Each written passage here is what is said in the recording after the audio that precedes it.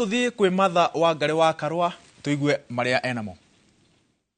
They should send a clear message that protesters are not the enemy of the people. We are the people, and we are your brothers and sisters, your sons and daughters. This is to the security forces, your mothers and your fathers. You should be looking after us, not destroying us. The only critical infrastructure that is under threat is the Constitution of the Republic of Kenya, because of the manner in which, the contempt in which the Ruto regime appear to hold this sacred document. To the young people who have made a difference by standing up against tyranny and oppression, we know you are drained and even sad. We know you are exhausted. We pray that your spirit should not be broken. Because in history, when people stand together, they have never been defeated, not even by the force of the guns.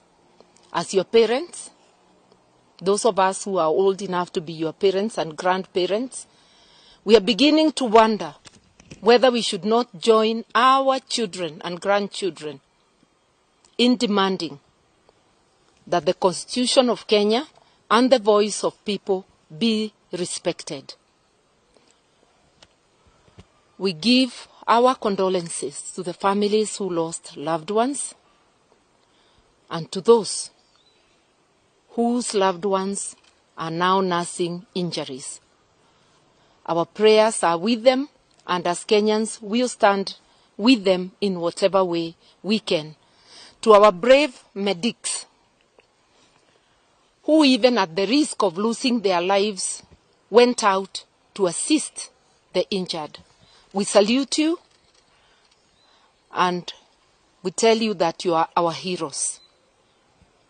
To Gen Z and all those who peacefully protested, you are our heroes. We also caution the Ruto regime that the destruction witnessed yesterday, we suspect that it was deliberately arranged by your goons. Our children are not goons. They had demonstrated for several days without a single incident. We watched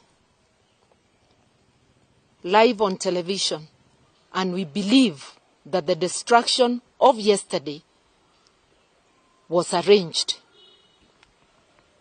by supporters and people detailed to do so by the authorities, just like the special squad that shot and killed and maimed our children, our brothers, our sisters.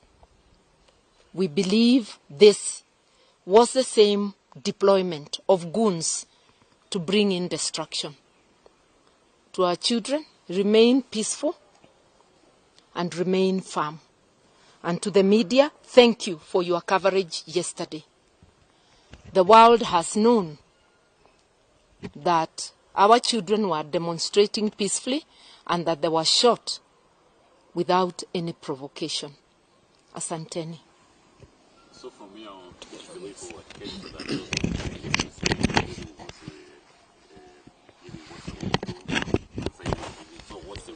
We must not relent in demanding for our rights, and that's why we are telling to the Gen Z, stand firm. To Kenyans, to people of my generation, let us ponder. Isn't it time we too joined our children? Just moments ago, before we came here, the Parliament approved the deployment of ADF. It's now approved. Are there any steps you're going to take, also as a legal expert? Ni mutongoria wa kiama kia NARC Kenya Martha Karua agikumithia thirikari na maafitha a borithi ni tondu uria hinya uria marahuthirire muthenya wa ira making'ethanira na arũrũngani. Tugithie na